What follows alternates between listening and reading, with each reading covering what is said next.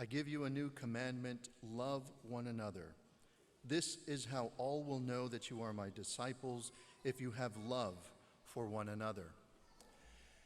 Every weekend growing up, Saturdays and Sundays, was a bit of a dramatic experience.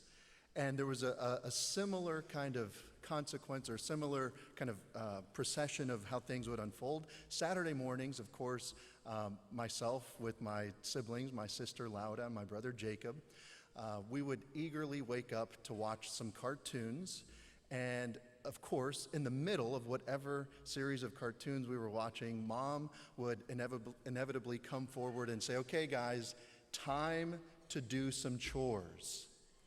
And like every child, when they're doing some other activity and they hear something like that, we were all extremely depressed, and we would whine and we would cry, and some of us, I won't say who, might even throw a temper tantrum at the prospect of having to do some chores. It was a really dramatic event.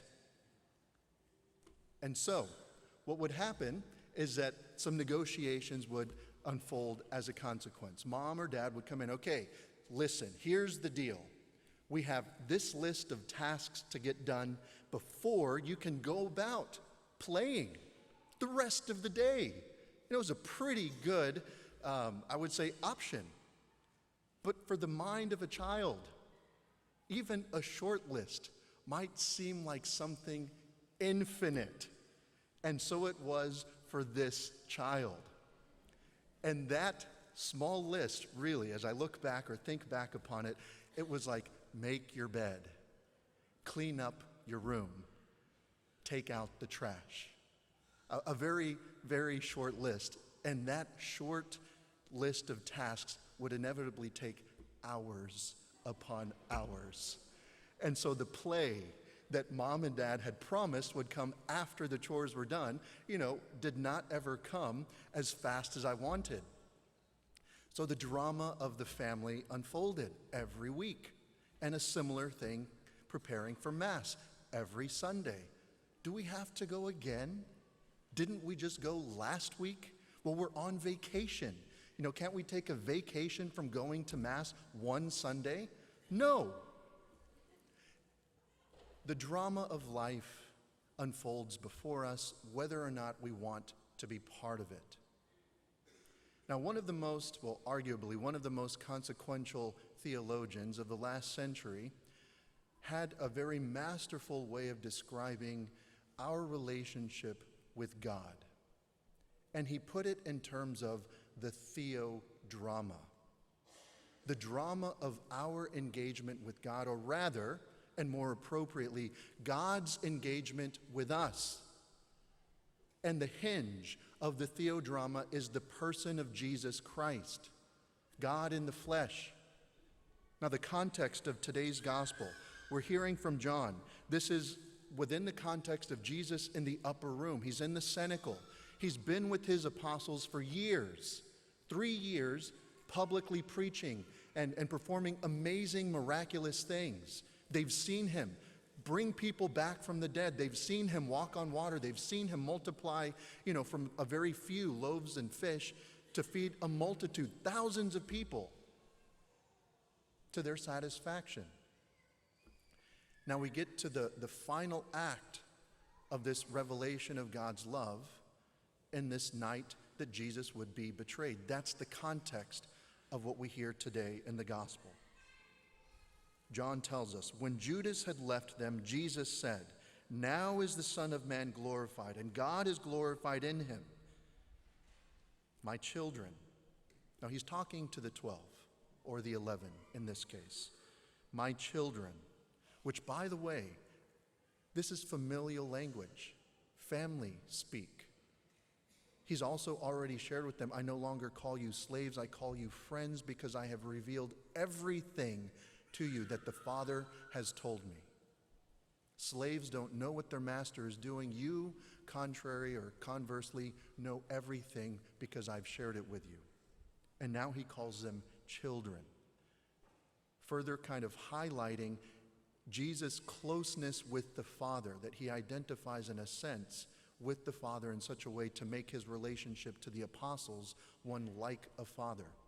My children, he says, I will be with you only a little while longer, foreshadowing what's about to happen.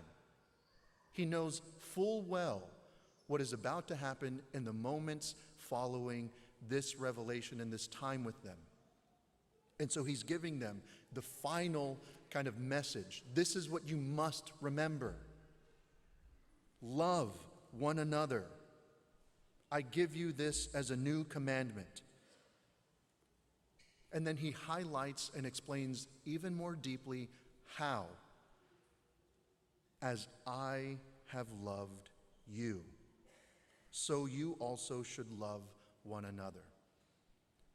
Now that word love, we know it well.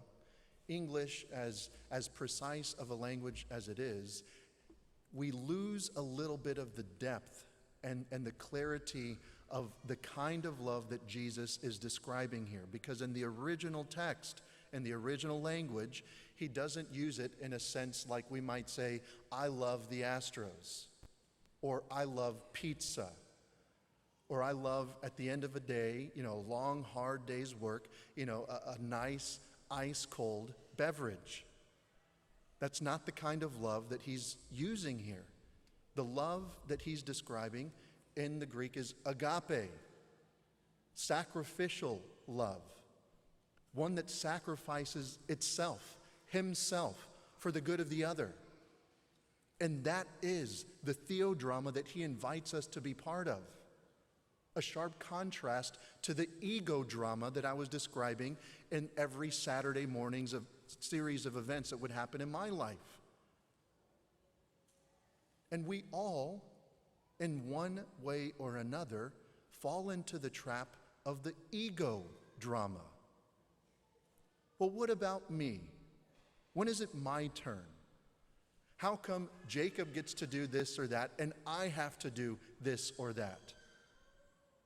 When we get caught up in the ego drama, of course, everything unfolds in a way that, well, I'm actually not that interesting.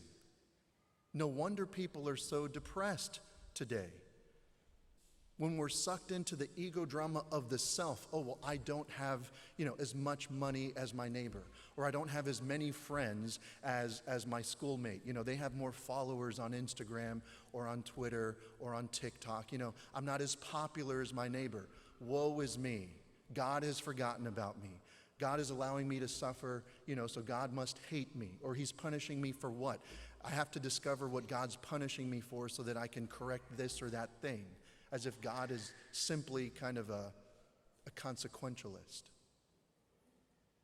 The theodrama, on the other hand, when we engage with God and focus on him in the person of Jesus, when I'm drawn out of myself in a true kind of love, the agape love that Jesus is inviting us and challenging us to put on full display, then, brothers and sisters, I find joy.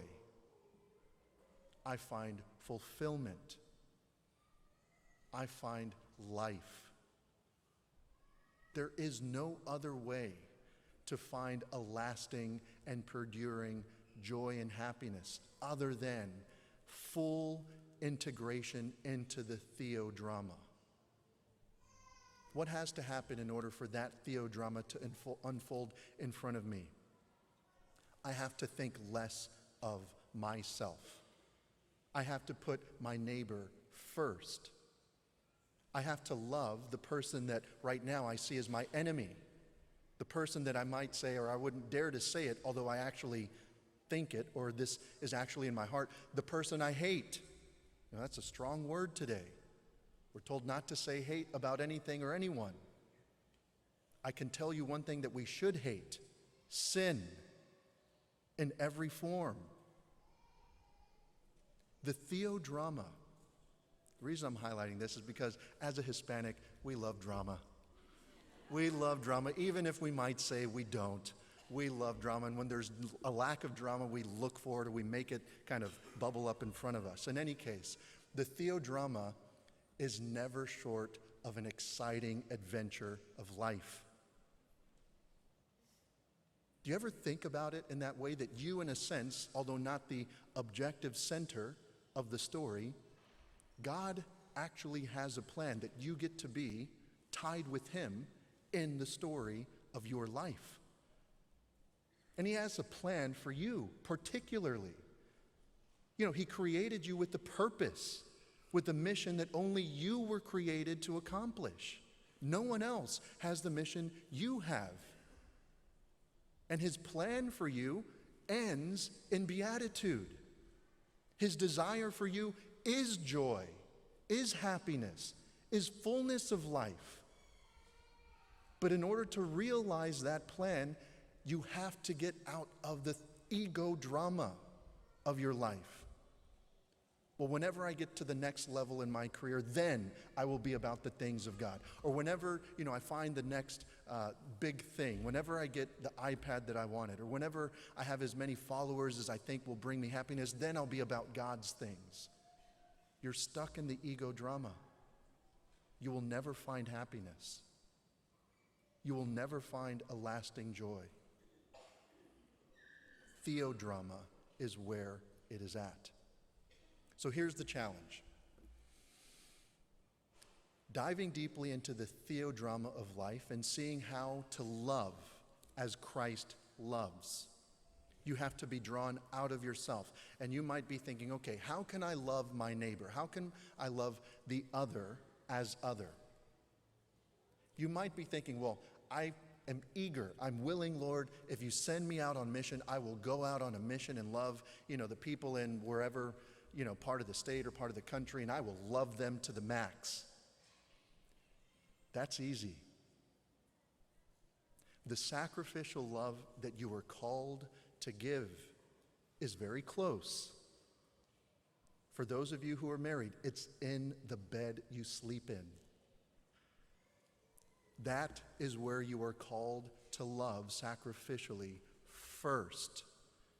So to the parents, to the spouses, I want to challenge you to love your spouse sacrificially every day this week. Might sound like a lot, might be a lot. And I want you to do it in such a way that it's not something that you think, okay, this is what my spouse needs. I'm going to love them the way I want to love them. I would like to challenge you to think about how they appreciate being loved. Another level to the challenge. So that you can be drawn out of yourself in a sacrificial way. So husbands, think hard about how to love your wife in a way that she will appreciate. And maybe even be creative about how you display that love for her this week. Wives, similarly, love your husbands in a way that you think they will appreciate. Surprise them with something that you actually think they will appreciate and like. That is one of the greatest gifts you can give to your family, a solid, healthy, and loving marriage from which the children will flourish and will grow. Children. Now, I love hearing the kids in the church all the time. I want them to learn how to behave in Mass, but I love hearing children in the church. And thank you to Mom and Dad for sacrificing and bringing these children into the church every Sunday. Children, the way that you're called to love primarily is by listening to your mom and dad. That means when they ask you to do something like maybe your homework, to do your homework. Or maybe when mom and dad asks you, have you cleaned your room yet? And you might say no, then to go clean it. Have you taken out the trash yet? No, take out the trash. Loving your neighbor, loving the other is being drawn out of yourself. So children, I'd like to challenge you to be obedient, to listen to your mom and dad every day this week. When they ask you, follow through. And to the oldest children, I'm the oldest in my family, to the oldest child in the household, I want to challenge you with a special challenge this week. The sibling that you might not get along with too much, I want you to love them this week.